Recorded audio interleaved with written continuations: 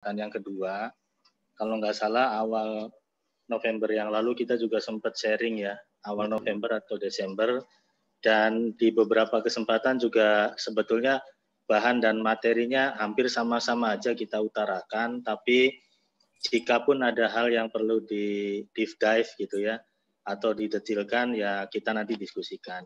Tapi intinya sih bahwa ekonomi GIS itu maksudnya adalah bagaimana nilai ekonomi dari penerapan kepatuhan terkait dengan GHSE dan juga bagaimana dampaknya jika GHSE atau Quality Health Safety Environment tadi tidak dijalankan dengan konsisten, disiplin, dan berkelanjutan. Gitu. Jadi nanti efeknya akan kita sampaikan sampai ke risiko kebangkrutan perusahaan gitu ya.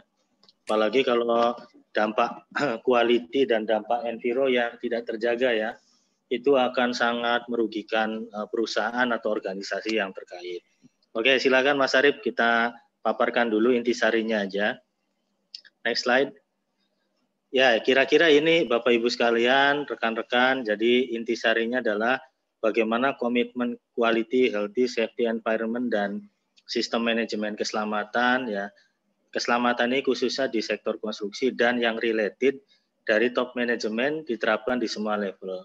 Lalu bagaimana kemudian biaya-biaya juga harus distandarkan ya melalui SK, organisasi atau pimpinan atau bahkan yang lebih tinggi Kementerian Teknis terkait. Supaya ada definitif dan clean ya bahwa item ini adalah bisa ditagihkan, bisa dievaluasi dan bisa dilihat implementasinya. Karena kadang-kadang kalau biayanya gabung dengan biaya direct cost, maka nanti akan susah untuk mengevaluasi dan sebagainya, kecuali pada organisasi yang memang sudah kuat ya komitmen atau budaya K3-nya. Yang ketiga, ditekankan bahwa GIS adalah satu kesatuan proses bisnis, tidak terpisahkan dengan prinsip-prinsip operasional excellent di semua aktivitas dari bisnis perusahaan. Kemudian yang keempat, melalui buku ini juga kita detilkan ya mengenai peran safety engineer. Jadi K3 itu tidak hanya bicara keselamatan kesehatan kerja, tapi juga berbicara mengenai fundamental analisa-analisa yang mendukung keselamatan tadi. Makanya di perusahaan-perusahaan yang sudah matur gitu ya, maturity levelnya bagus, yang basicnya tidak teknik pun dibekali engineering for non-engineering ya, atau engineering for non-engineer. Itu kita bekali supaya ada fundamental knowledge lah untuk memastikan perhitungan atau eksekusi sistem izin kerja berbasis analisa dan kalkulasi yang matang. Kemudian yang kelima, bagaimana strategi dan praktek mengintegrasikan antara sistem manajemen keselamatan dengan SMK 3 ya, dan dengan lintas kebijakan regulasi atau legislasi bidang-bidang terkait, misalnya bidang transportasi, bidang migas, bidang ketenaga listrikan, dan sebagainya. Kemudian yang keenam, sasaran atau outputnya adalah bagaimana ketika kita dapat mengimplementasikan GIS yang baik dan konsisten, maka quality, delivery, cost, speed, market intimacy, growth, operational excellence, dan sustain itu akan lebih mudah diraih. Yang ketujuh, SMKK awalnya memang seakan-akan adalah investasi, dan pasti kita rasakan begitu gitu ya. Namun pada akhirnya ini satu hal yang akan kita petik berulang-ulang dan dalam jangka waktu yang panjang, yang juga berbenefit baik secara tangible yang bisa diukur secara nominal gitu ya, maupun intangible, yaitu reputasi, citra, branding, sama valuasi organisasi dan perusahaan yang lainnya. Lanjut. Nah, kemudian dokumen-dokumen daripada buku ini juga sudah diaudiensikan dengan lintas kementerian terkait seperti yang sebelah kiri dengan Bu Dirjen Binwasnaker dan K3, kemudian yang sebelah kanan dengan DPR RI ya, tenaga ahli DPR RI, lalu semua kepala proyek dan juga manajer operasional, bukan hanya manajer K3 aja nih yang kita integrasikan. Terus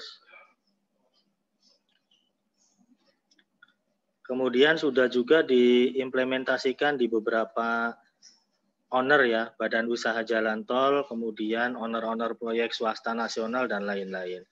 Dan di sini juga kita tegaskan mengenai filosofi membangun keselamatan ya, yang efeknya akan membangun keberlanjutan usaha dan daya saing perusahaan. Bahkan dalam skala yang lebih besar akan meningkatkan daya saing nasional dalam hal apa itu namanya construction national competitiveness ketika ada tender di global. Lanjut. Kemudian kita juga sampaikan ya di KIHSE yang kompetitif ini nanti akan diakui secara regional dan global bahwa perusahaan ini sudah merupakan perusahaan yang berciri khas kelas dunia. Jadi world class company itu salah satunya adalah detail pada hal-hal yang kecil dan KIHSE minded ya. Jadi bukan hanya bicara K3 tapi sudah mengintegrasikan antara mutu, healthy ya, safety, environment dan kesisteman manajemen yang terintegrasi. Lanjut. Kemudian dari beberapa bab yang ada, ini ada 5 bab dan bab ke-6 yaitu penutup, bagaimana kita cerita mengenai lack of ya. Penyebab kecelakaan kerja itu ada beberapa lack of, diantaranya lack of leadership, lack of engineering dan engineer ya, lack of technological choice, lack of communication, lack of method, lack of operational support ya, kemudian substandard activities, dan lack of yang lainnya, termasuk lack of cost of safety and quality. Lanjut.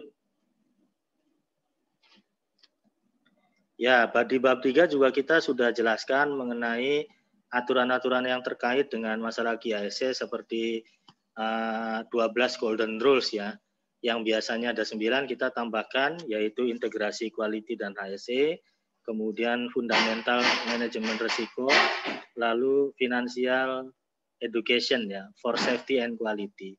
Kemudian ada juga fungsi-fungsi atau benefit dari supporting operasi dan produksi yang nanti akan mempengaruhi produktivitas, KIHSE mempengaruhi efisiensi, KIHSE mempengaruhi perencanaan yang efektif, dan konsep 3S dan 5T. 3S itu sekali kerja, sekali biaya, selalu repeat order. Dan 5T itu tepat perencanaan, tepat dokumen tender, tepat sumber daya, tepat perhitungan, dan tahan lama produknya atau handal. Jadi ini konsep sederhana yang perlu kita sharing di sini. Lalu konsep 5K. 5K itu ciri-ciri leadership sejati ya, atau ciri-ciri KIHSE yang fundamental, yaitu terwujudnya komitmen manajemen atau komitmen bersama, kedisiplinan, keteladanan, kerja tim, dan juga konsistensi ya. Karena kata guru saya nih Ustadz di beberapa pesantren gitu ya, bahwa al-istiqomatu khairum min alfi karomah. Jadi istiqomah atau konsisten itu katanya lebih baik dari 1000 keramat ya. Kalau 1 keramat aja kebaikan, maka istiqomah itu 1000 kebaikan. Kemudian KIHSE dan SDM unggul juga erat kaitannya, bagaimana nanti kita terapkan konsep safety engineer yang berbasis keteknikan. Lalu rekrutmen safety engineer juga sudah diatur sedemikian sejak talent pool awal. Kemudian KIHSE sebagai faktor kesuksesan finansial, yaitu ekonomi mutu, ekonomi kesehatan, ekonomi keselamatan, dan ekonomi lingkungan. Buku ini, Bapak Ibu sekalian, sebagai buku induk ya, nanti akan ada 12 buku yang lainnya, jilid 2 sampai jilid ke-13, yang nanti sudah mendetilkan ekonomi quality itu apa, ekonomi kesehatan itu apa, ekonomi keselamatan apa saja, lalu ekonomi lingkungan apa saja. Nanti kita bahas juga dalam satu buku lack of tadi gitu. Lanjut. Ya, ini sekilas mengenai wawasan atau opini ya, bahwa good safety is good business. Jadi kalau lebih detail lagi ya, good integrated management system is excellent of business. Jadi kalau good safety is good business, maka good integrated management system is excellency of business management. Lanjut. Nah ini grafiknya ya, bagaimana semakin tinggi insiden atau eksiden, maka semakin terpuruk kinerja performa perusahaan dan kinerja lain-lain. Dan sebaliknya, semakin menuju ke arah 0 insiden, maka semakin tinggi benefitas dan juga lain-lain keuntungan bagi perusahaan. Lanjut. Kesimpulan, jadi ini buku sebetulnya sederhana ya. Apapun yang ada di buku ini berdasarkan experience kita mengelola KIHSE dan Integrated Management System, lalu dibuat juga dalam waktu yang singkat dari beberapa bahan-bahan presentasi rapat koordinasi korporat yang kita lakukan di salah satu perusahaan konstruksi ya, dan beberapa ratusan vendor terkait ya, dan mengelola banyaknya orang yang beda pendidikan, beda sektoral dan beda jabatan. Yang ketiga, sangat tepat saya pikir untuk dijadikan salah satu acuan untuk mengelola KIC menjadi alat utama repeat order, menjadi alat utama meningkatkan reputasi perusahaan, menjadi alat utama operasional excellent atau service excellent. Mungkin itu saja yang bisa disampaikan, Bapak Ibu sekalian. Terima kasih atas waktunya. Silakan nanti bisa diskusi atau kita detilkan sama-sama untuk menggali beberapa poin-poin penting yang kami sampaikan tadi. Terima kasih. Wassalamualaikum warahmatullahi wabarakatuh. Waalaikumsalam. Waalaikumsalam. Baik. Luar biasa ya. Buat teman-teman, kalau misalkan ada pertanyaan, silakan klik raise hand aja atau langsung ada nih Pak Denny yang klik raise hand, langsung banyak. Ya, silakan dari Pak Irwansyah dan Pak Firman Sayuti. Kalau ada pertanyaan untuk Pak Subhan. Nah, Pak Subhan ini juga barusan kemarin tuh diangkat sebagai Ketua Umum Forum QHSE BUMN Konstruksi ya. Kita berikan selamat nih buat Pak Subhan nih ya. Selamat Pak Subhan. Dan juga sebagai Wakomtab PUPR dan Infrastruktur Kadin Indonesia Pak Denny. Iya. Chairman WSO juga ya untuk di Kadin ya, Kamar Dagang Indonesia. Oke, silakan Pak Irwansyah. Pak Irwan. Ya, halo. Ya, silakan Pak Irwan. Halo, Assalamualaikum warahmatullahi wabarakatuh. Pak Subhan. Bapak dari mana, Pak? Bapak dari mana dulu? Saya dari Batam, Pak. Oh, perusahaan apa, Pak? Saya vendor, Pak. Saya dari perusahaan Guna Cipta Pratama untuk saat ini, Pak ya. Saya ada beberapa perusahaan juga saya kerja, Pak. Mungkin untuk perusahaan ini mungkin ada hal yang saya ingin tanyakan kepada Pak Subhan. Silakan Pak. Assalamualaikum Pak Subhan. Waalaikumsalam Pak Irwansyah. Monggo Pak. Ya Pak. Pak, saya pengen bertanya nih Pak. Jadi di beberapa perusahaan yang udah saya bekerja Pak dan bekerja sama gitu Pak. Perusahaan yang saya kerja sekarang itu manajemennya itu agak kurang Pak. Bukan kurang lagi Pak, benar-benar minim Pak gitu Pak kan. Saya selaku HSE-nya Pak juga saya merangkap, saya bantu juga supervisor, foreman-nya juga Pak gitu kan. Termasuk saya data, alat dan bahannya Pak. Nah, jadi saya sering berkomunikasi dengan bos, dengan pimpinan, cuma beliau hanya menyampaikan ya tangani aja dulu. Nanti kita bicarakan kayak gitu. Apakah bisa Pak selaku bos besar gitu Pak, pada saat kita penyampaiannya kita ke beliau, saran-saran ke beliau, beliau nepis Pak. Oh enggak seperti ini. Padahal di lapangan kita yang tahu Pak. Nah, cuma beliau hanya kepengennya itu progresnya selesai, beres. Alhamdulillah kalau untuk zero insiden, alhamdulillahirabbil alamin sih Pak. Itu benar-benar saya jaga gitu Pak kan. Nah, jadi yang jadi pertanyaannya gini loh Pak. Bagaimana cara kita memengertikan bos masalah cost-nya Pak. Cost dari alat Pak, dari bahan Pak. Sedangkan list-listnya itu udah saya sampaikan ke beliau dan secara real Pak. Seperti itu Pak. Terima kasih Pak Irwan, sudah ditangkap perbahasannya, pertanyaannya. Jadi bagaimana cara berkomunikasi kepada manajemen terkait dengan K3, jangan sampai K3 ini hanya ditanggung oleh orang K3 aja, apalagi orang K3 ini multitasking ya, memiliki job desk yang lainnya. Itu gimana Pak Subhan, tips-tipsnya untuk berkomunikasi dengan manajemen? Ya, ini pertama, ini ada langkah-langkah yang hierarkis ya.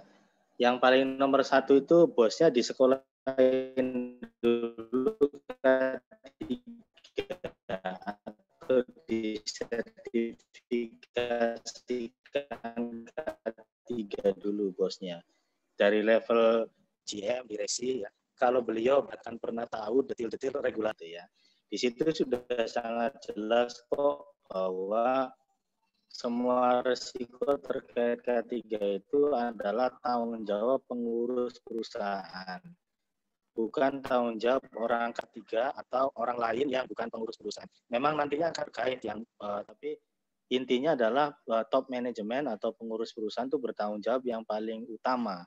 Kemudian yang kedua, kalau mau cepat terimplementasi adalah dicontohkan dulu perusahaan-perusahaan besar yang sukses jangka panjang dan sustain, itu pasti KIHSC-nya bagus gitu. Enggak ada satupun perusahaan yang sustain maju yang KIHSC jelek. Kalaupun ada yang maju bagus, pasti dia belum tentu sustain gitu ya, karena faktor keberuntungan. Itu dicontohin, perusahaan apa ini nerapinya bagus, hasilnya gini, nilai sahamnya begini dan sebagainya. Terus yang ketiga, perlu adanya benchmarking. Jadi misalnya perusahaan sejenis yang bagus apa, difasilitasi untuk sharing atau benchmarking supaya saling mengisi dan saling menguatkan pemahaman di top manajemennya gitu ya. Saya yakin dengan 3 langkah tadi akan mempengaruhi pola pikir top manajemennya. Nah, kemudian cara yang keempat yaitu memastikan penjelasan-penjelasan, contoh-contoh pembelajaran lah yang gagal mengelola KIHSC dan kemudian bangkrut. Banyak sekali ya, misalnya ada perusahaan asing tambang yang ada di Minahasa dulu tahun 2004 booming ya, PT Newmont Minahasa misalnya, itu kan bangkrut hanya karena pencemaran lingkungan. Kemudian ada beberapa lagi yang juga kayak inilah maskapai penerbangan kan banyak tuh. Begitu kecelakaan sekali aja udah nggak ada namanya. Untuk bayar asuransi penumpang aja nggak sanggup. Kan banyak sekali ya Mas Denny, saya mungkin izin nggak nyebutin nama ya. Ada PTA, PTB, maskapai penerbangan yang kecelakaan, terus dia langsung terpuruk sampai langsung bangkrut kan banyak sekali. Bukan hanya nasional loh ya, tapi ada yang regional, ada yang internasional juga. Dan lain-lain lah. Nah yang jelas langkah 1-4 tadi harus dijalankan dengan komprehensif penjelasannya. Terus upaya-upaya yang dilakukan salah satunya adalah bagaimana setelah nomor 4 tadi pola pikirnya berubah, nanti harus dilakukan komitmen bersama dari semua level manajemen supaya pelan-pelan bisa mengendorse implementasinya gitu loh. Dan nanti pasti kita akan monitoring hasil tindak lanjutnya setiap periode tertentu supaya ada trennya gitu, bikin trennya. Sebelum melakukan ini kayak apa, setelah melakukan ini kayak apa, 1 tahun melakukan ini kayak apa, supaya nanti semakin yakin, semakin percaya, dan semakin kuat dukungannya. Mungkin seperti itu Pak Denny ya. Oke, seperti itu ya Bapak Ibu semua ya. Jadi mungkin juga tiap perusahaan punya budaya yang berbeda-beda juga kali Pak ya. Ada juga yang harus disentil dulu manajemennya atau dari pihak eksternalnya atau pihak ownernya yang ngomong langsung, misalkan kita sebagai subkon ke BUMN, atau dari BUMN-nya yang langsung turun tangan, bisa juga kayak gitu kali ya Pak ya, untuk menegaskan ke manajemen subkon. Kan ini kerja sama subkon nih Pak, ya semuanya dia yang ngerjain gitu. Banyak. Ini perlu nggak kita melibatkan pihak eksternal nih Pak untuk menginformasikan ke manajemen kita? Kadang suara kita itu nggak didengar, tapi suara orang lain yang sama persis dengan suara kita kadang didengar Pak. Itu Pak, bisa nggak kayak gitu Pak ya? Ya tadi yang saya jelasin, jadi benchmarking itu adalah tidak hanya yang selevel main kontraktor atau grade perusahaannya. Jadi benchmarking itu bisa ke vendor kecil tapi bagus, atau stakeholder terkait kita yang bagus gitu loh. Jadi itu sangat bisa dan sangat harus dilakukan sebetulnya. Itu Pak. Oke, gitu ya teman-teman. Oke, lanjut Pak Firman Sayuti, silakan Pak Firman Sayuti di unmute terlebih dahulu. Halo Pak. Halo, ya mohon izin. Pak Firman dari mana Pak? Ya, saya dari Bekasi Pak, food industry sebetulnya. Ada sedikit menceng dengan. Izin bertanya Pak Subhan. Tadi Bapak sempat menyinggung terkait dengan sistem manajemen yang terintegrasi ya Pak ya. Mohon izin bertanya, untuk di Waskita sendiri itu sistem manajemen apa sih Pak yang sudah diimplementasikan, dan kemudian bagaimana strateginya untuk mengintegrasikan berbagai macam sistem tersebut? Mungkin itu demikian Pak pertanyaan dari saya. Terima kasih. Ya, mungkin langsung saya jawab ya. Jadi setidaknya sistem manajemen yang harus dimiliki perusahaan itu paling tidak ada satu yang berbasis Quality Management System atau Quality Assurance atau ISO 9001:2015 dan ISO tentang kesehatan keselamatan di tempat kerja atau Occupational Safety and Health ISO 45001:2018. Setidaknya 2 itu ya. Ditambah regulasi pemerintah yang harus melengkapi yaitu sertifikasi SMK 3 PP 50/2012 ya. Dan kalau lebih oke lagi, tentunya didukung dengan sistem berdasarkan sektor core bisnisnya. Misalnya di kami konstruksi nih. Konstruksi itu akan lebih sempurna kalau dilengkapi dengan sistem manajemen proyek ya atau ISO 21000. Kemudian kalau lebih oke lagi nanti didetilkan tuh prinsip-prinsip yang ada di ISO 9001 tentang risk management, berarti ada tambahan ISO 31000. Lalu tentang informasi terdokumentasi atau digitalisasi data dengan ISO 27001. Lalu supaya tangguh menghadapi pandemi ditambah dengan ISO Business Continuity Management 22301. Dan kalau ingin perusahaannya terhindar dari risiko KKN atau tindak pidana korupsi ya pakai ISO 37001:2016 tentang sistem manajemen anti penyuapan. Jadi sangat banyak sekali lah. Tapi prinsipnya dilakukan berdasarkan kebutuhan dan setidaknya 2+1 tadi ya. 2 itu quality dan OHS ditambah SMK 3 PP 50/2012. Mungkin itu Pak Denny ya. Oke, gitu ya Pak Firman ya. Baik, Pak. Pak, kalau tipsnya untuk mengintegrasikan itu supaya teman-teman K3 itu bisa bersinergi sama mutu, sama lingkungan, itu kan ada yang diintegrasikan menggunakan siklus PDCA. Itu tipsnya gimana Pak ya? Teman-teman bisa langsung efektif gitu Pak penggunaannya. Ini yang nanya kok Pak Denny terus nih. Jangan-jangan webinarnya isinya Pak Denny aja nih. Ya baik, jadi gini, caranya semua harus terlibat ya. Jadi intinya semua fungsi harus terlibat. Lalu dibuat job desk integrasinya, matrik racinya, siapa yang responsibel, siapa yang accepted, siapa yang consulted, siapa yang inform gitu ya, supaya nanti tidak ada tumpang tindih, wewenang dan tanggung jawabnya terintegrasi dan jelas outputnya ya. Jadi satu terlibat semua fungsi, kemudian yang kedua dibuat matrik raci supaya tertib, terintegrasi dan tidak tumpang tindih. Lalu yang ketiga job desk-nya dan lain-lain definitif berdasarkan arahan dari klausul ISO integrasi kan ada 10 ya, Annex SL. Tapi saya sebutin dari klausul 4. Klausul 4 itu adalah konteks organisasi, tadi udah harus jelas tuh job desk dan lain-lain, visi misi kebijakan dan lain-lain ya. Kemudian klausul 5 adalah analisa risiko dan peluang atau interested parties register ya dan lain-lain. Lalu klausul 5 itu leadership dan empowerment. Itu penting juga tuh. Rencana atau sistem secanggih apapun kalau tidak ada leadership atau empowerment ya sulit juga kita wujudkan. Di dalamnya ada teamwork dan gotong royong lah.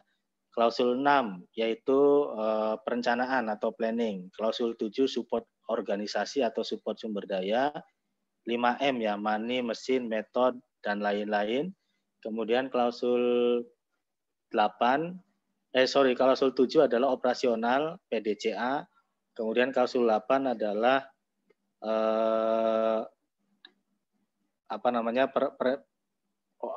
klausul 7 tadi adalah sumber daya, kemudian klausul 8 itu operasional, klausul 9 tinjauan manajemen, klausul 10 improvement atau inovasi. Jadi itu semua adalah kunci bisa mengintegrasikan IMS ya, teman-teman sekalian. Dan kuncinya core-nya adalah leadership dan empowerment. Itu Pak Denny. Mantap sekali ya. Lanjut nih Pak, ada pertanyaan dari Pak Ahmad Muhtamidi Ismail. Nah, dia tanya nih, apakah QHSE sendiri itu sangat berpengaruh sekali dalam dunia konstruksi, khususnya untuk proyek Pak? Ini silakan Pak. Soalnya perannya itu di mana sih QHSE ini gitu? Dari Pak Ahmad Muhtamidi Ismail. Iya, bisa diulangi Pak Denny, suara di saya agak putus-putus. Nah, dari Pak Ahmad Muhtamidi, beliau bertanya, apakah QoS itu sangat berpengaruh sekali dalam dunia konstruksi, Pak?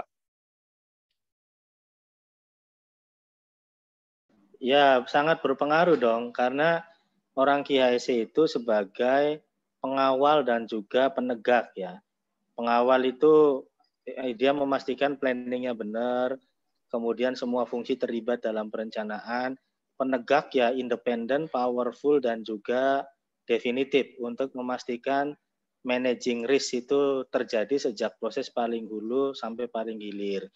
Dan kuncinya atau key suksesnya bagi orang QHSE itu harus berwibawa supaya datang aja marwahnya udah kelihatan gitu loh. Dan yang paling penting semakin tinggi dan berwibawa orang QHSE itu badannya tidak di lapangan pun seolah-olah integritas, komitmen dan kepeduliannya ada di lapangan. Jadi orang tuh nggak ngelihat raganya di lapangan, tapi wis kalau QHSE-nya Pak Denny disuruh nggak disuruh, dicek nggak dicek, lapangan pasti bagus gitu. Itu yang manage by system ya, atau managing by objective. Jadi bagaimana proses dan hasil itu harus terelaborasi dalam seluruh aktivitas QHSE. Itu Pak Denny. Oke, begitu ya Pak Ahmad Muhtamidi Ismail. Lalu Pak Muammar Kadafi. Nah, kalau bicara dengan sistem SMK 3, apa yang pertama kali kita terapkan seperti apa, dan dalam suatu lokasi kerja SMK 3-nya belum baik. Maksudnya gini, kalau kita nerapin SMK 3 yang harus dimulai itu dari mananya dulu gitu loh Pak, mungkin ya. Yang harus kita lakukan nih supaya zut gitu.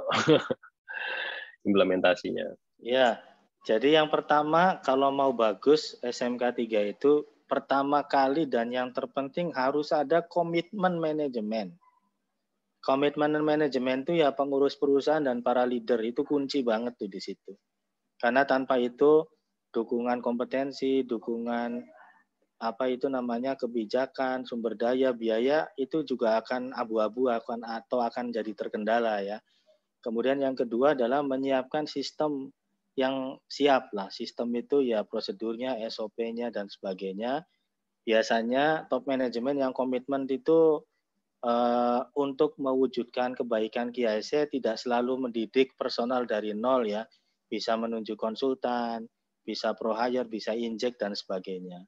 Kemudian baru nanti paralel edukasi atau talent pool untuk K3 itu dibina ya supaya suksesi dan juga keberlanjutan kader itu tetap jalan.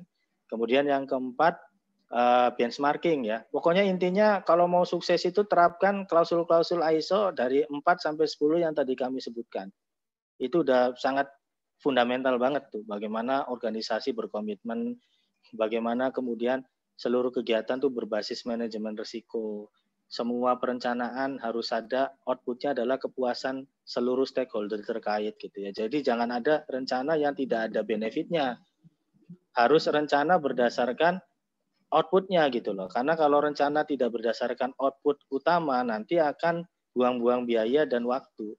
Dan lain-lain sampai dengan inovasi harus menjadi kewajiban setiap personil atau setiap pemimpin.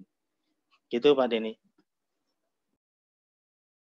Oke, Bapak Ibu semua, silakan kalau ada yang mau raise lagi. Pak Irwansyah, tadi Pak Irwansyah udah bertanya belum ya tadi ya? Pak Arif ya? Sepertinya mau nanya lagi kayaknya Pak. Pak Irwansyah ada pertanyaan lagi? Bapak Ibu semua kalau ada raise hand, silakan. Ya Pak. Ya, silakan, Pak Irwan. Ya Pak. Tadi sangat menarik apa yang disampaikan oleh Pak Subham tadi masalah integritas Pak. Integritas seorang HSE dan supervisor, begitu juga dengan foreman Pak. Jadi di lapangan nih Pak, yang saya rasakan gini Pak kan. Jadi setiap progres kerja itu supervisor, foreman menyampaikan ke pekerjanya Pak. Tetapi mereka masih ragu Pak. Mereka menanyakan lagi ke saya, Pak, kalau seperti ini Pak, sepertinya nggak bisa Pak. Benar seperti kata Pak Irwan, harusnya seperti ini, dan ini. Jadi pun kita nggak ngulang-ngulang kerjanya Pak. Jadi bagaimana Pak cara kita membuat sebuah saran, selaku saya Pak ini Pak ya, safety Pak, HSE Pak, untuk supervisor dan foreman agar si pekerja ini lebih menghargai dan menghormati supervisor dan foreman-nya, Pak. Nah, seperti itu, Pak. Oke, Pak Subhan, silakan ini.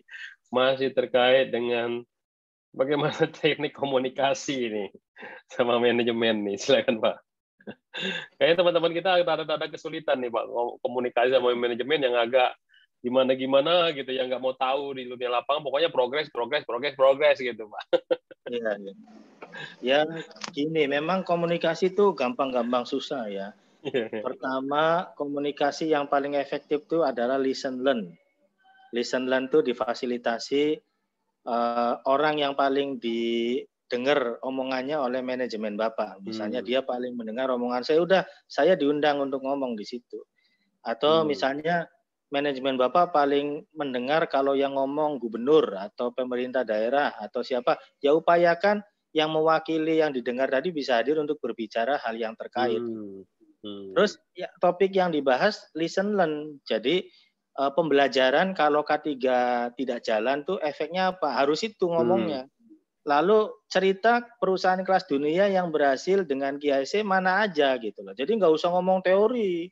Kalau udah komunikasi canggih itu ya satu cari orang yang paling didengar omongannya oleh manajemen. Yang kedua, cerita benefit dan kerugiannya kalau tidak menerapkan KIC dengan contoh-contoh betul. Jangan diajari pasti teori-teori gitu loh. Pasti dia akan tidak cukup waktu untuk mendengarkan dan itu rananya tidak signifikan ya untuk mempercepat apa itu namanya tadi awareness management itu ya ngomongnya untuk level manajemen. Makanya ilmu komunikasi itu ada tahap-tahapannya.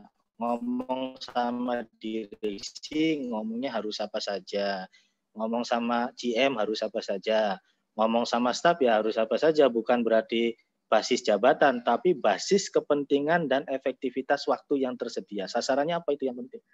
Saya pikir itu ya, jadi nggak ada yang susah kok. Yang penting tahu clue-nya, tahu caranya, ngomongnya harus apa gitu. Ya kita akan dijewer kalau ngomong sama dirut, bicara klausul-klausul kayak tadi gitu kan. Ya ngomong sama dirut ya cerita dong, yang bangkrut-bangkrut Pak, ini di sana tuh misalnya maskapai ini, kalau nggak nerapin langsung ini dan sebagainya. Dan mereka harus dikasih tahu bahwa pendanaan investasi itu salah satu proses paling hulu yang harus disukseskan adalah assessment ESG. ESG itu Environment, Social, and Governance. Jadi dalam environment tadi ada HSE gitu loh. Kalau itu di-assess nggak lulus oleh pendana global atau investor, maka tidak bisa membahas tahapan bisnis proposal yang lainnya. Itu juga harus tahu manajemen gitu loh. Biasanya orang perbankan tahu nih masalah ESG. Jadi betapa pentingnya K3 untuk syarat pencairan investasi gitu loh. Itu Nah, itu dia. Jadi Bapak Ibu semua kalau ngomong sama direktur, kan direktur itu kan manajemen itu kan otaknya kan profit. Nah, kalau berbicara sama direktur harus ada duitnya yang ditampilkan. Contohnya tadi kata Pak Subhan, coba cari kasus-kasus mungkin yang sejenis dengan perusahaan kita, kalau terjadi kecelakaan berapa sih ruginya, ya kan? Biar manajemen kita tuh ngerti juga, oh ini loh ruginya tuh segini loh kalau nggak ada K3-nya. Nah, kayak gitu maksudnya Pak Subhan. Jadi ada untung rugi mengelola QIC. Nah, kalau kita tidak komitmen menerapin QIC, nah ada ruginya. Nah, ruginya itu di situ Bapak Ibu semua ya. Nah, itu yang dimaksudnya. Oke, jadi kalau ngomong-ngomong manajemen, tampilkan di proyektornya adalah data kecelakaan beserta kerugiannya. Kalau misalkan kita punya data di tahun sebelumnya, itu lebih bagus lagi gitu ya. Atau punya data dari perusahaan sebelumnya, itu bisa lebih bagus lagi. Oke, satu pertanyaan berikutnya yaitu dari Pak Fahrudin ini dari Grand Indonesia nih Pak. Wah, ini dari mall nih Pak. Pak Subhan, beliau bertanya mengenai 5K yang Pak Subhan sebutkan tadi, itu kalau dikonstruksi itu mungkin bisa didetailkan lagi nggak nih Pak terkait dengan 5K supaya lebih efektif nih nerapinnya Pak. Nah, oke Pak Denny. Pak Denny, mungkin saya mohon izin ya Pak, nanti saya bisa join sampai 14.45 karena harus ngawal PMK. Nanti mohon izin dilanjutkan aja diskusinya oleh Pak Denny dan tim. Tapi yang jelas saya kapan aja siap untuk diskusi dengan teman-teman semuanya, membahas apapun lah, karena saya yakin dengan sharing juga saya belajar ya, tidak hanya memberi sesuatu, tapi saya ingin mendapatkan sesuatu juga. Nah, menjawab dari Pak Grand Indonesia tadi, Pak Rudi ya. Jadi komitmen bersama, ini 5K kan satu komitmen bersama. Berarti sudah harus terwujud tuh komitmen itu real ya. Ada SK tentang biaya K3, ada SK tentang remunerasi bagi karir petnya petugas K3, ada SK standarisasi. Oh, saya maunya rambu-rambu itu standar, mau di mall manapun sama bentuknya, sama warnanya, sama ukurannya, sama tulisannya. Bila perlu semua rambu-rambu pakai 5 bahasa gitu ya. Inggris, Cina, Mandarin, Jepang, Arab, Prancis. Jadi bule dari manapun tahu bahwa mall ini komitmen banget tentang K3. Itu bicaranya adalah komitmen manajemen. Yang kedua kedisiplinan. Jadi disiplin itu maksudnya tidak hanya SOP, tapi disiplin integrasinya, disiplin sosialisasi dan edukasinya dan lain juga harus jalan gitu ya. Kemudian disiplin ke lapangan gitu loh. Ada waktu-waktunya yang terjadwal kapan, yang tidak terjadwal kapan. Dan itu bentuk dari gotong royong membangun K3 tadi. Kemudian yang ketiga, keteladanan, role model, prinsip. Jadi gimana caranya bos itu ke lapangan tidak hanya ngecek laba, duit, tapi juga tolong cek juga integrasinya dengan penerapan K3 gitu loh. Dan kasih contoh, bosnya yang ngomong di depan karyawan, direksinya, bahwa Anda kalau tidak patuh satu saja tentang K3, miliaran laba pun akan habis karena mall ini image-nya akan jelek terhadap kecelakaan kerja. Nggak akan orang pada datang ke depannya karena rasa aman hilang, kepercayaan hilang dan sebagainya. Kemudian yang keempat kerja tim atau teamwork tadi. Ya kita job desk, kemudian integrasi matrik RACI, matrik komunikasi koordinasi harus terwujud, ya kan empati, simpati dan sebagainya. Yang terakhir istiqomah tadi konsistensi ya. Yang kelima bagaimana hari ini bagus, besok bagus, lusa bagus, seterusnya bagus dan menjaga konsistensi tadi betul-betul dievaluasi gitu loh. Dan harus terwujud di semua titik lingkungan perusahaan oleh semua level gitu ya. Mungkin itu sih Pak Denny kalau praktik di konstruksi. Saya pikir di sektor lain juga hampir sama ya. Oke, boleh satu pertanyaan lagi Pak? Oh, sudah selesai ya? Oke, kalau gitu. Ya nanti Bapak Ibu mohon izin nih sebelumnya saya tidak bisa join sampai selesai, tapi sangat saya terima kasih. Mudah-mudahan bermanfaat. Nanti kita terus bisa sharing Pak Denny dalam berbagai kesempatan yang lain. Terima kasih Bapak Ibu semuanya. Terima kasih Pak Subhan. Terima kasih. Sehat selalu Pak. Salam sehat ya Pak semuanya Pak. Saya izin live ya. Assalamualaikum. Waalaikumsalam. Oke, Bapak Ibu semua, ya tampaknya Pak Subhan, ya begitulah ya kalau beliau tuh sibuk sekali, jadi nyari waktunya aja kita rebut-rebutan ya sama yang lain ya. Pas dapat waktunya pun diambil juga ya. Oke, nggak apa-apa nih. Mungkin kalau misalkan ada pertanyaan yang tidak terlalu berat-berat banget, saya bisa gantikan Pak Subhan sedikit ya. Mungkin Pak Asep Yusuf nih, silakan Pak Asep, ada pertanyaan. Kalau misalkan masih bisa saya jawab, bisa saya jawab ya. Karena kebetulan background saya dari konstruksi. Silakan Pak Asep. Baik, terima kasih Kak Ci. Ya, Assalamualaikum warahmatullahi wabarakatuh. Waalaikumsalam. Dari mana nih Pak Asep? Kebetulan saya dari PT Wijaya Karya Industri dan Konstruksi Pak, dari PT Wikon. Nah, kebetulan basicnya di bidang konstruksi Kak. Nah ini ada yang sedikit ingin saya tanyakan, tidak terlalu berat rasanya. Terkait masalah SMK 3 QHSE di lokasi konstruksi. Kebetulan kan di bawah naungan Wikon ini ada beberapa subkon. Ada beberapa subkon yang untuk masalah K3-nya ini sudah kita ingatkan berkali-kali, cuman mereka masih kurang menerapkan di lapangan gitu, Kak. Nah, yang ingin saya tanyakan, sanksi yang bisa dibilang untuk membuat mereka agar lebih tertib dalam K3-nya ini, yang istilahnya masih mengacu pada regulasi perundang-undangan seperti itu. Jangan sampai istilahnya saya memberikan sanksi yang terlalu dan itu keluar dari regulasi yang ada begitu Kak. Karena subkon yang ada ini ya terhitung untuk masalah QHSE-nya ini, K3-nya ini sangat minim gitu. Padahal sudah kita ingatkan berkali-kali gitu. Oke, terima kasih Kang Asep. Ya. Oke. Saya coba jawab ya, karena background saya juga 8,5 tahun saya di konstruksi ya, terakhir di QIC, manager corporate. Oke, nah kalau kita berbicara dengan subkon, Bapak Ibu semua ya, kalau kita mau nerapin sanksi, sebenarnya Bapak Ibu semua harus dikuatkan dulu di kontrak. Nah, makanya di SMK 3 itu ada peran dari procurement sebelum dia berkontrak kepada subkon, ya. Dia harus melibatkan dan berkonsultasi sama ahli K3 dulu. Buat apa? Nanti pada saat implementasi si subkon ini harus presentasi dulu. Metode apa yang digunakan, alat berat apa yang digunakan, bahan apa yang digunakan, dia harus presentasi dulu. Nah, dari orang K3-nya juga ikut nanti, ya. Dari orang K3 dari subkon, orang K3 dari si owner. Nah, disitulah nanti ada kesepakatan K3-nya itu seperti apa. Termasuk juga kalau terjadi pelanggaran, ya misalkan tidak menggunakan helm, tidak menggunakan safety suit, tidak menggunakan body harness, itu nanti dituangkan semua di dalam kontrak. Makanya di dalam kontrak terhadap subkon itu harus bunyi satu pasal khusus terkait dengan keselamatan dan kesehatan kerja. Nanti dibunyikan seperti ini bunyinya ya. Kalau saya punya klien subkon itu, biasanya saya bunyikan kayak gini, ada 4-5 ayat nih. Satu misalkan, kita misalkan pihak pertama, subkon pihak kedua. Pihak kedua ya wajib menyediakan alat pelindung diri yang sesuai dengan paparannya, ya, sesuai dengan pekerjaannya, ya, seperti helm, rompi, sepatu, bla bla bla bla, gitu kan ya. Detail terlampir. Nah, ada lampirannya, ya.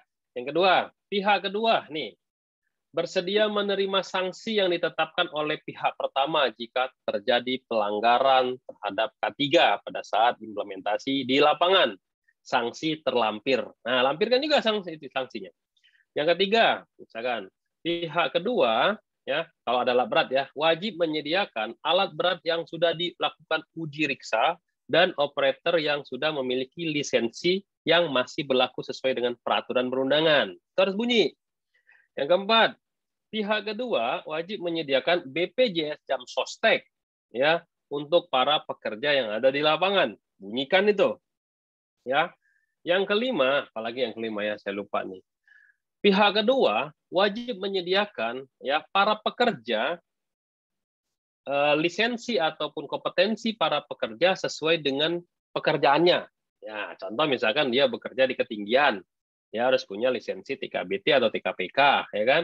Kalau kerja di konstruksi harus ada K3 konstruksi. Nah, itu dikuatkan dulu di dalam kontrak. Kalau kontraknya sudah bunyi, ya nanti tugasnya procurement itu boleh memfotokopi bagian satu statement itu tadi dan dikasih ke bagian HSE.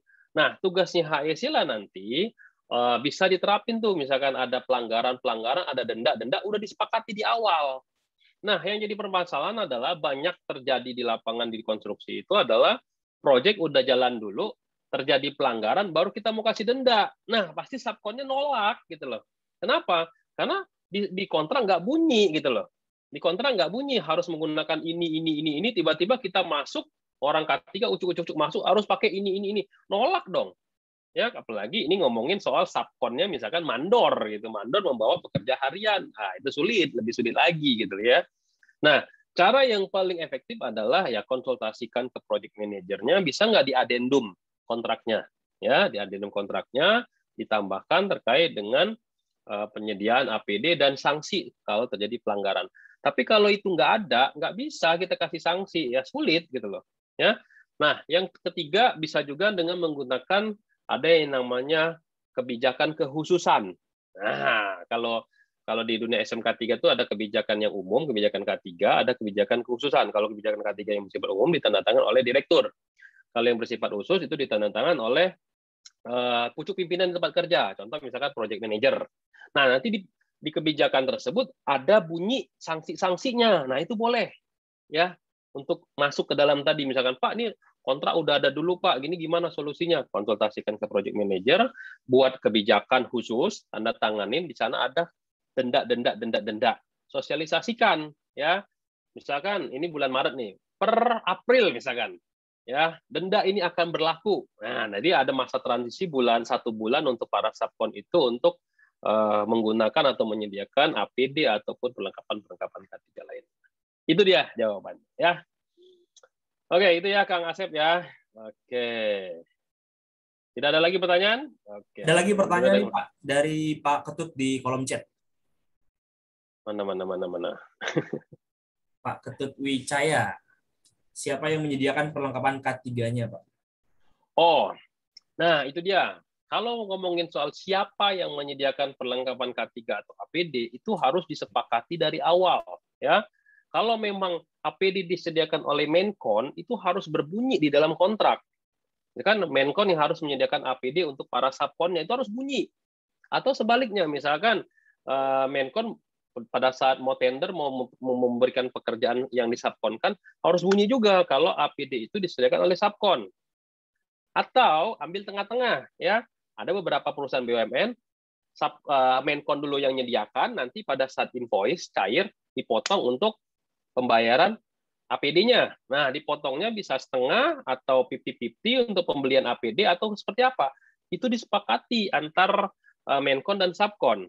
Jadi tidak ada ketentuan di dalam regulasi manapun, ya kan?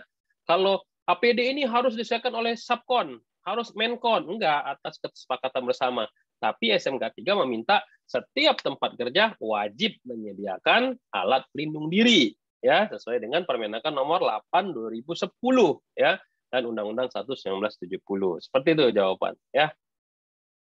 Oke, tidak ada lagi pertanyaan? Oke, kalau gitu jadi saya jadi instrukturnya, ya. Baik. Oke, kalau tidak ada pertanyaan, kita lanjut lagi ke yang tadi, flyer tadi, ya. Masih masih ada satu lagi. Oke. Pak Saleh, silakan. Pak Saleh dari mana? Perusahaan apa? Silakan di-unmute dulu, Pak Saleh. Ya, Pak. Ya, Pak Saleh dari mana, Pak? Perusahaan apa, Pak? Dari PT Asko, baru kemarin juga ikut K3-nya di Media Tama juga, Pak. Oke, terima kasih. Silakan, Pak. Ada pertanyaan? Ya, ini kebetulan ini saya juga baru nih, Pak. Baru penempatan juga untuk daerah konstruksi. Saya sebagai subkon juga, dan Menkonnya itu dari Wika. Nah, ini saya lihat dari beberapa penerapan untuk KIASE-nya itu kurang ini ya. Saya lihat dari komitmennya itu kurang ini ya, kurang bagus gitu. Ada beberapa kasus yang kita temuin di lapangan itu, Pak. Sering kita komit sama safety-nya, namun dari Menkonnya enggak gitu, Pak. Saya kadang kalau kita di atasnya itu, kalau kita kan dikasih jadwal bersama untuk biasanya patrol, biasanya untuk bekerja, tapi malah yang kenanya itu yang di Menkonnya yang banyak gitu. Dan itu kadang sering malah di tiap hari. Dan sampai sekarang ya, mungkin di lokasi kerja sekarang yang sering kayak gitu, Pak. Itu gimana ya tipsnya biar kita bisa memberikan arahan ke itu? Oke, terima kasih Pak Saleh, ya. Oke, nah ini juga jadi dilema juga, kita sebagai subkon, misalkan kita sudah komitmen menerapin K3, tapi ujuk-ujuk si Menkonnya sendiri yang nggak patuh terhadap K3. Ini juga banyak terjadi di beberapa perusahaan, ya.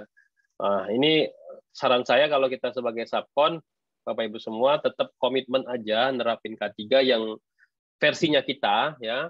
Misalkan dari subkon tidak ada nih Pak standar JSA, kita kasih JSA. Pak, di subkon nggak ada tuh Pak standar work permit, kita tetap kasih work permit. Nah, jadi jangan sampai mentang-mentang Menkon kita tidak terlalu patuh, ya, dalam tanda kutip, ya, terhadap K3, kita patuh, kita ikut-ikutan ke Menkon. Banyak yang kayak gitu. Ya, kontraktor itu kalau misalkan Menkonnya kuat K3-nya, dia ikut ketarik kuat K3-nya. Tapi ketika Menkonnya lemah, maksudnya kurang komitmen di K3, kita ikut-ikutan. Harusnya jangan, ya, harusnya tetap konsisten implementasi SMK 3. Nah, caranya ya mungkin pada saat safety, bisa juga pada saat safety meeting, ya, kan ada meeting bulanan tuh, ya, saling mengingatkan lah, ya. Atau rapat P2K3 misalkan kita diundang, kita juga saling mengingatkan, jangan sampai wah, kok subkon di-push harus K3, ternyata si Menkon sendiri tidak implementasi K3. Nah, itu juga jadi dilema jadinya, ya. Atau juga bisa disampaikan pada saat audit internal. Biasa Menkon itu, apalagi BUMN, ada audit internal.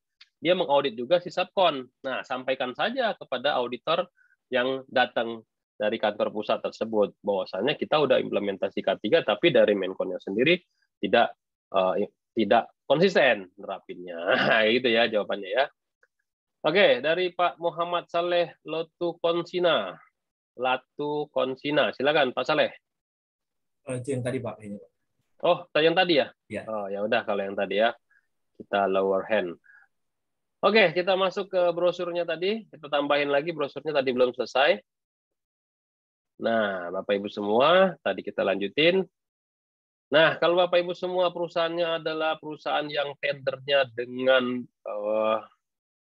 dengan perusahaan PLN, ya. Nah, Bapak Ibu semua bisa ikut ahli K3 listrik, ya, karena sekarang PLN dan anak perusahaannya seperti Kogindo Daya Bersama, Indonesia Power, terus PJB itu sekarang mewajibkan pada saat CSMS harus ada ahli K3 listrik, khususnya yang proyek-proyek dengan tegangan di atas 200 kVA. Nah, kalau kontraktor ini diwajibkan di Kementerian PUPR, ya, biasanya harus ada ahli muda K3 konstruksi. Bapak Ibu semua bisa ikut di tanggal 4 sampai dengan 9 April. Ini full online, ya. Nanti observasinya pun juga online, ya. Kita menyimak ada video konstruksi, ya. Ini masih ada diskon nih, ya. Nah, kalau Bapak Ibu semua desain peranca, ada supervisor peranca, ya, untuk bagian perencanaan. Kalau untuk yang pelaksanaan aja ada teknisi K3 peranca, jadi lebih singkat. Ini pun juga diskonnya 3 jutaan saja, ya, jadinya, ya.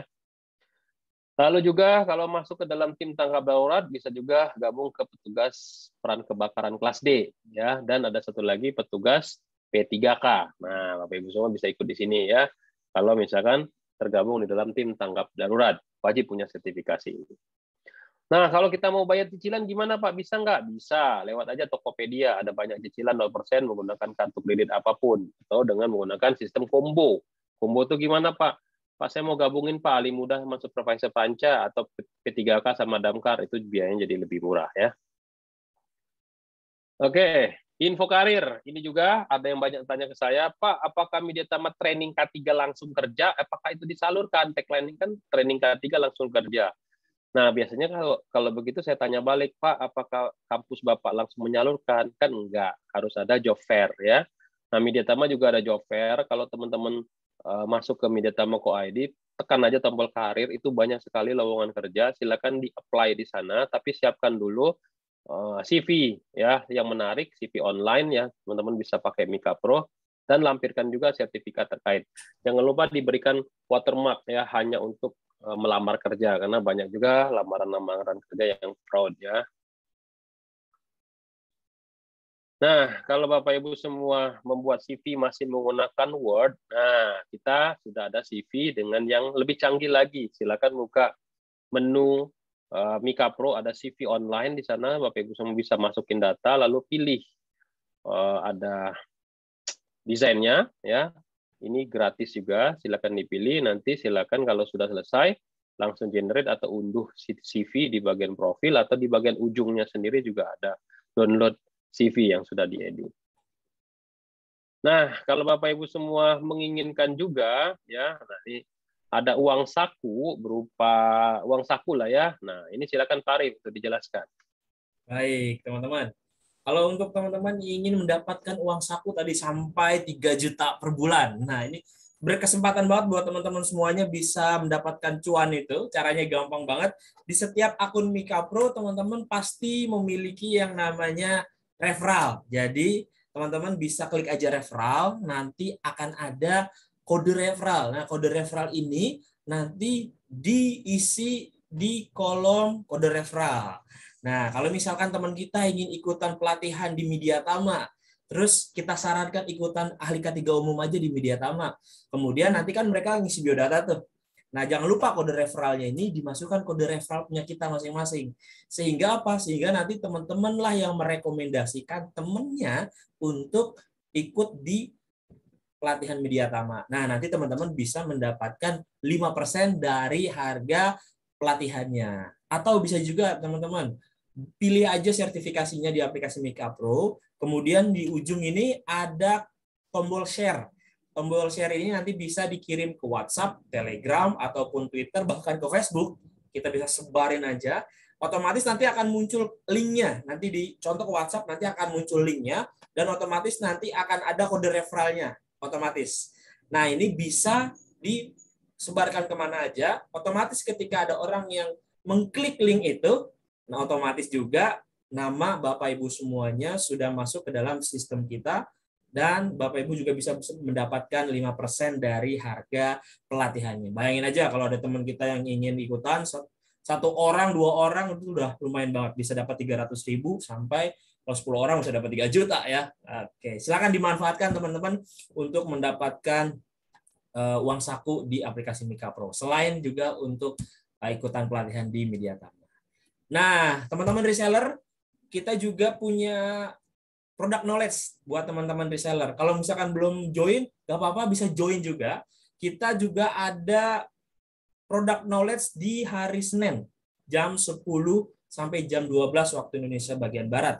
Mengenai produknya itu ahli muda K3 konstruksi. Kita akan sama-sama belajar bagaimana caranya memasarkan salah satu produk di Mediatama, yaitu di ahli muda K3 konstruksi. Jadi jangan lupa buat teman-teman bisa hadir di hari Senin jam 10 sampai jam 12.00.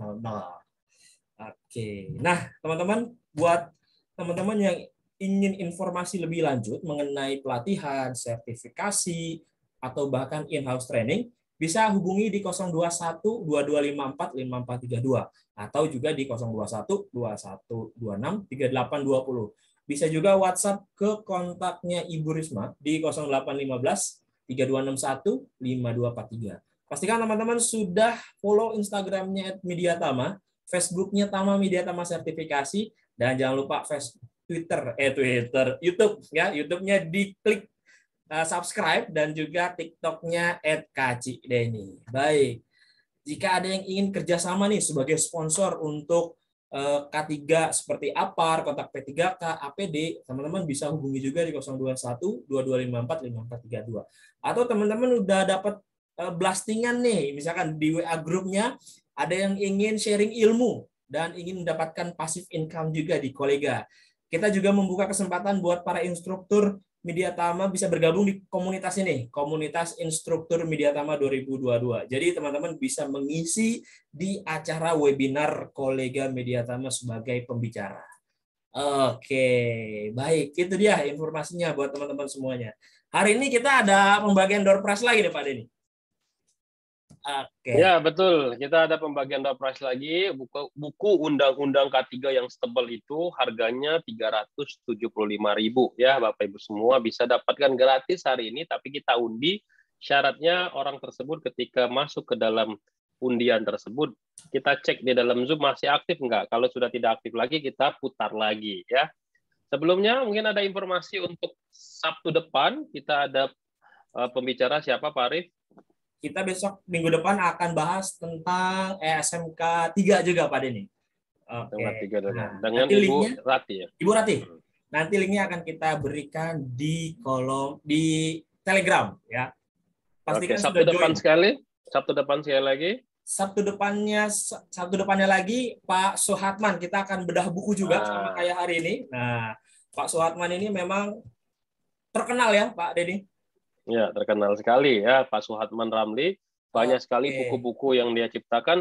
Kita akan bahas buku terbaru dari beliau ya. Oke, kita mulai dengan silakan Pak Arif, kita putar siapa yang beruntung hari ini mendapatkan buku Undang-Undang Regulasi K3 buat Bapak Ibu semua. Sudah siap teman-teman semuanya? Sudah standby nih. Mudah-mudahan salah satunya adalah teman-teman yang sedang menonton hari ini ya. Kita putar sekali. Apakah orang yang ada? Bismillahirrahmanirrahim. Oke, siapakah yang akan jadi pemenangnya? Oke. Selamat kepada Unggul Febrian Pangestu. Oke, kita cari apakah ada. Ada, oke. Baik, selamat kepada Unggul Febrian Pangestu telah mendapatkan 1 buah buku Undang-Undang Regulasi K3 dari Mediatama. Dan bukunya boleh ditampilkan Pak Arif. Bukunya lumayan tebal Pak Unggul. Nanti ada tim kita namanya Ibu Risma akan menghubungi untuk meminta alamat. Ini ongkirnya kita menggunakan Tiki. Silakan nanti ongkirnya dilakukan pembayaran karena tidak termasuk ongkir ya. Ini dia bukunya, sangat tebal sekali segini ya buat Bapak Ibu semua. Ya. Oke. Minggu depan hadir lagi karena door prize-nya lebih besar lagi ya Pak Denny ya. Ya, minggu depan door prize-nya Sabtu depan tepatnya itu kita ada free gratis auditor SMK 3 yang senilai 4,5 juta. Ya. Oke, jangan lupa kita tutup aja. lagi. Baik. Oke. Terima kasih teman-teman semuanya sudah hadir pada kesempatan siang hari ini, dan saya ucapkan terima kasih juga buat teman-teman yang selalu setia bersama Kolega Media Tama.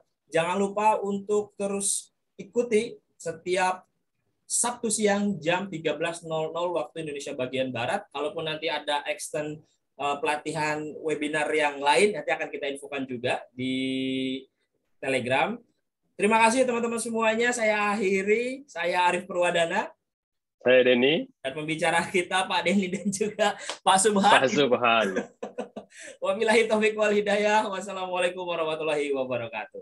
Wassalamualaikum warahmatullahi wabarakatuh. Terima kasih teman-teman. Sabtu depan. Terima kasih Pak Denny.